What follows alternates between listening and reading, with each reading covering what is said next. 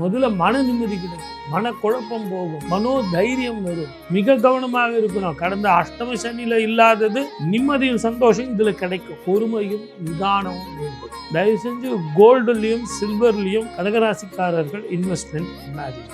இந்த காலகட்டத்தில் சொத்துல இன்வெஸ்ட்மெண்ட் பண்றது நல்லது. அதுல இருந்து வரக்கூடிய ரெண்டல் இன்கம் உங்களுக்கு நிரந்தரமா வரும். கண்டிப்பா கெட்டி மேளம் கொட்டியே தீரும். சுப முகூர்த்தத்துல கல்யாணம் நடந்தே தீரும்.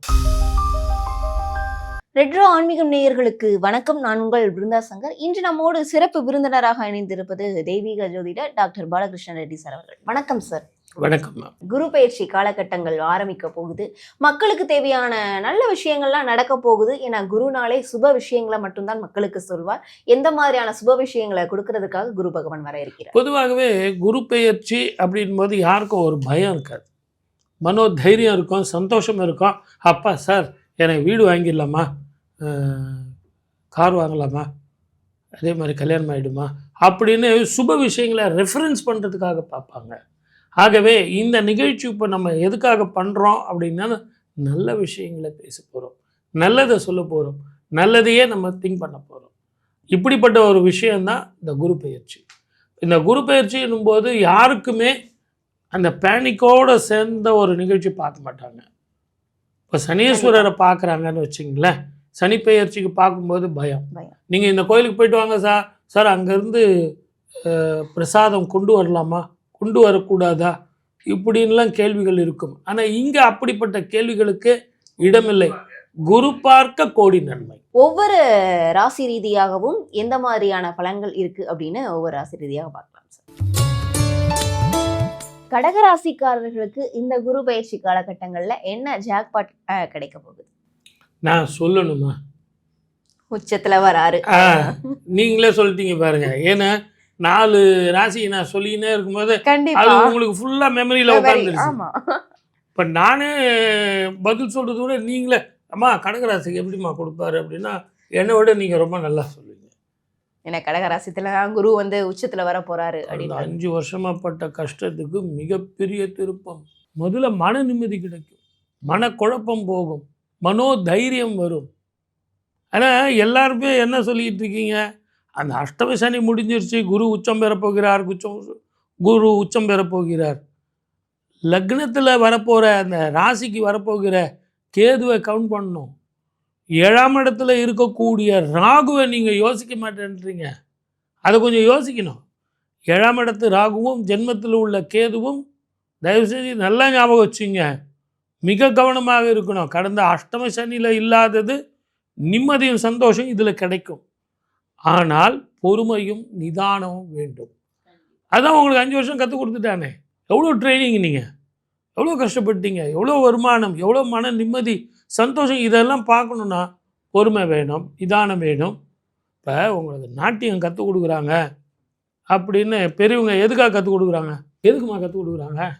நம்ம தெரிஞ்சுக்கணும். இல்லை, அந்த தாளத்தில் இந்த பெண்ணு இவர் அந்த தாளம் போடும்போது அந்த பெண் எங்கே நிற்கணும் அந்த பாட்டில்னு ஒரு கணக்கு இருக்குது. அந்த பாட்டு பாடாத போது தாளமும் நின்று போயிடும், இவளும் நிற்கணும். இந்த 3 பேரும் சேர்ந்து நிற்கணும். பாவம், தாளம், அந்த வார்த்தை, பாட்டு, இது 3 சைலண்ட்டாக இருக்கும்போது இந்த பெண் சைலண்ட்டாக இருப்பாள்.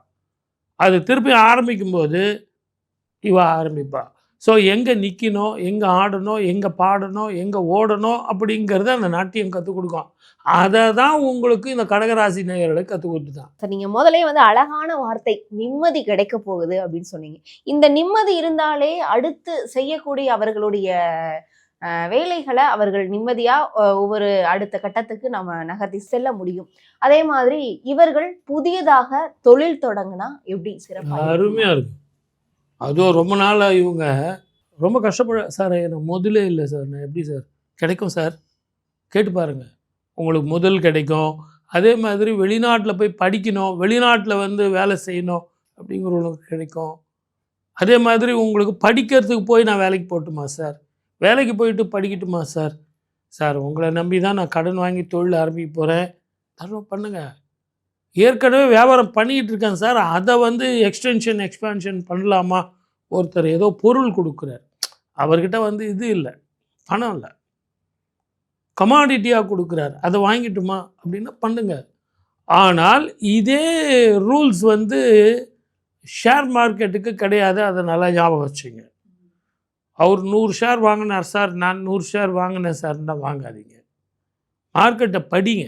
மார்க்கெட்டை படித்து அது உங்களுக்கு சரி வருமா அப்படிங்கிறத தெரிஞ்சு இன்வெஸ்ட்மெண்ட் பண்ணுங்கள். தயவு செஞ்சு கோல்டுலேயும் சில்வர்லேயும் கடகராசிக்காரர்கள் இன்வெஸ்ட்மெண்ட் பண்ணாதீங்க. இந்த காலகட்டத்தில் சொத்தில் இன்வெஸ்ட்மெண்ட் பண்ணுறது நல்லது. அதில் இருந்து வரக்கூடிய ரெண்டல் இன்கம் உங்களுக்கு நிரந்தரமாக வரும். நல்லா கண்டிப்பா சார். அதே மாதிரி கடகராசிக்காரர்களுக்கு ரொம்ப நாள் ஆச்சு திருமணமே எனக்கு ஆக மாட்டேங்குது அப்படின்னு திருமணம் ஆகாதவர்களுக்கு திருமணம் நடக்குமா? கண்டிப்பாக கெட்டி மேளம் கொட்டியே தீரும். இந்த வருஷம் உங்களுக்கு சுப முகூர்த்தத்தில் கல்யாணம் நடந்தே தீரும். எனக்கு பொண்ணு பிடிக்கல சார், இல்லை எனக்கு பையன் பிடிக்கல சார் அப்படின்னு சொன்னவங்களுக்கு, கடகராசிக்காரர்களுக்கு அவர் ஜென்மத்தில் இருந்தாலும் நடக்கும், பக்கத்து வீடான சிம்ம ராசிக்கு போனாலும் நடக்கும். ஏன்னா குடும்ப வாக்கு தனஸ்தானம், எப்படி போனாலும் நடக்கும். திருப்பி மக்கரத்தில் வந்தாலும் நடக்கும். ஆக இந்த வருஷம் உங்களுக்கு கெட்டி மேளம் கொட்டியே தீரும். கடகராசிக்காரர்கள் எந்த தெய்வ வழிபாட்டை மேற்கொண்டால் திருப்பதி தான், இவர்களுக்கு சிறப்பா? வெங்கடாச்சலபதி தான், ஏடுகொண்டலவாடு சுவாமியை போய், ஆஞ்சநேய சுவாமியை போய் வழிபட்டு வந்தால் உங்களுக்கு கேட்டது கிடைக்கும், நினைத்தது நடக்கும். உங்கள் ஜாதகத்துக்கு உண்டான குரு உச்சம் பெறுறது ரொம்ப ரொம்ப விசேஷம். இதை எல்லாத்த விட இப்போ நீங்கள் பணம், பட்டம், பதவி, அழகு, புத்திசாலித்தனம், சொத்து, சுகம், காரு இதெல்லாம் கேட்டீங்க. ஆனாலும் 12 ராசிகளில் கடகராசிக்கு எப்பவுமே இல்லாத ஒரு அபூர்வ பலனும் அதற்கு தகுந்த ஒரு பரிகாரமும் நான் சொல்கிறேன். தயவு செஞ்சு மிஸ் பண்ணிடாதீங்க. இது எந்த சேனல்லையும் உங்களுக்கு வராது. அது என்னன்னா, கடகராசிக்கு உச்சம் பெற்ற குருவோடு சேர்ந்த ஞானகாரகன் இருக்கிறதுனால பித்திருக்களுக்கு தர்ப்பணம் பண்ணணும். தயவு செஞ்சு காசி, கயா, ராமேஸ்வரம் போய் உங்கள் மூதாதையர்களுக்கு பிண்டம் கொடுத்துட்டு வாங்க. அது மகா புண்ணியம். அந்த மாதிரி ஒரு புண்ணியம் வேறு எப்பவுமே கிடைக்காது. 21 தலைமுறைக்கு அது புண்ணியம் கிடைக்கும்.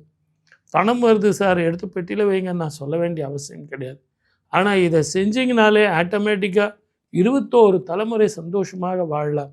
ஆகவே என்னுடைய அன்பு நேயர்களே, கடகராசி நேயர்களே, காசி, ராமேஸ்வரம், கயா, ராமேஸ்வரத்தில் மட்டும் இல்லை, காசிலையும் போய் கொடுத்துட்டு வாங்க, பிண்டம் கொடுத்துட்டு வாங்க. அற்புதமான வாழ்க்கை வரும். குருனாலே சுபர்தனம்மா. இப்போ சனீஸ்வரர் அப்படின்னா, சனீஸ்வரர் அப்படின்னா ஒரு பயம். குரு அப்படின்போது குரு பார்க்க கோடி நன்மை. அவர் பார்த்தாலே நமக்கு நல்லது நல்லது நடக்கும். கல்யாணம் நடக்குமா சார்? நடக்கும். வீடு கட்டலாமா சார்? கட்டலாம். குழந்தை பிறக்குமா சார்? பிறக்கும். சார் நான் வீடு வாங்கிட்டு வெளியூருக்கோ வெளிநாட்டுக்கோ போகலாமா சார்? போகலாம். இப்படி நான் சுப பலனை சொல்லிகிட்டே போகலாம். மற்ற கிரகங்கள், அசுப கிரகங்கள் பார்க்கும்போது எதிரிகள் வெல்லலாமா சார்? கோர்ட்டு வழக்கு ஜெயிக்கலாமா சார்? இப்படி நெகட்டிவாக போகும். ஆகவே தான் இந்த குரு பெயர்ச்சிக்கு வருஷத்துக்கு ஒரு முறை மாறும்போது ஒரு மிகப்பெரிய எழுச்சி மக்களுக்குள்ள. இப்போ 12 வருஷத்துக்கு ஒரு முறை தான் கடகத்துக்கு வந்து குரு வருவார். அப்படி வரும்போது அங்கே உச்சம் பெற போகிறார். ஏற்கனவே அவர் குரு. குரு வந்து உச்சம் பெற்றால் எப்படி இருக்கும்? இன்னும் சூப்பராக இருக்குமே, அதிக சுப பலனை கொடுக்குமே, நாடு செழிக்கும், ஊரெல்லாம் செழிக்கும், மக்களெல்லாம் செல்வமாக வாழ்வார்கள், நிறைய பணம் சம்பாதிப்பீங்க. போர் பதட்டம் குறையுமா? குறையும். சில நாடுகளில் ஏற்படக்கூடிய மதக்கலவரங்கள் குறையும். நீரினால், நெருப்பினால், இயற்கை அழிவுகளால் ஏற்படக்கூடிய பிரச்சனைகளுக்கு சில தீர்வுகள் வரும். வேற்றுமொழி இனத்தவர்களால் இருந்த பிரச்சனைகள் மழை போல வர்றது, பனி போல தீர்வு. இதில் நிறைய பேர் வந்து உங்களுக்கு மறைமுகமான எதிரிகள் தொல்லை இதெல்லாம் போகும். பொதுமக்கள் சந்தோஷமாக இருப்பார்கள். இதில் நம்ம கவனிக்க வேண்டியது இந்த தங்கமும் வெள்ளியும். ஒரு சாதாரண மனிதனுடைய வாழ்க்கையில் தங்கமும் வெள்ளியும் தானே முக்கியம். ஒரு கல்யாணம் ஆக வேண்டிய குழந்தைங்க இருக்கும், அவங்களுக்கு எப்படி சார் நகை வாங்கிறது அப்படின்னா, இந்த தங்கம் உச்சத்தில் போகும்போது கொஞ்சம் ஏறத்தான் செய்யும். இருந்தாலும் தங்கம் எப்பவுமே ஒரு முறை ஏறிச்சுன்னா இறங்கிறதுக்கான வாய்ப்புகள் இல்லை. கொஞ்சம் கம்மியாக வரும். 1 லட்சம் ரூபாய்க்கு கீழே வரும். ஒரு 90-95 வரும். அந்த டைமில் வாங்கி போட்டுங்க. அது டிசம்பரில் வர்றதுக்கான வாய்ப்புகள் இருக்குது. அதே மாதிரி ஷேர் மார்க்கெட் பண்ணுறவங்க கொஞ்சம் பார்த்து நிதானமாக பண்ணுங்கள். இந்த பிளாக் கோல்டுன்னு சொல்லக்கூடிய பெட்ரோல் விலை நிச்சயமாக ஏறத்தான் செய்யும், டிமாண்ட் வரத்தான் செய்யும். கேஸ் வந்து கொஞ்சம் டிமாண்டில் இருக்கும். அதே நேரத்தில் இதெல்லாம் நான் பொதுவான பலன் சொல்கிறேனே ஒழிய இந்தியாவினுடைய பொருளாதாரம், இந்தியாவினுடைய மார்க்கெட்டிங் அதெல்லாம் பார்க்கும்போது பெரிய பிரச்சனைகள் இருக்காது. அதே மாதிரி இவங்க இந்தியாவை பொறுத்த வரைக்கும் சில பிரச்சனைகளுக்கு முற்று பெறக்கூடிய தீர்வுகள் கிடைக்கும். வாழ்க வளமுடன். All the best.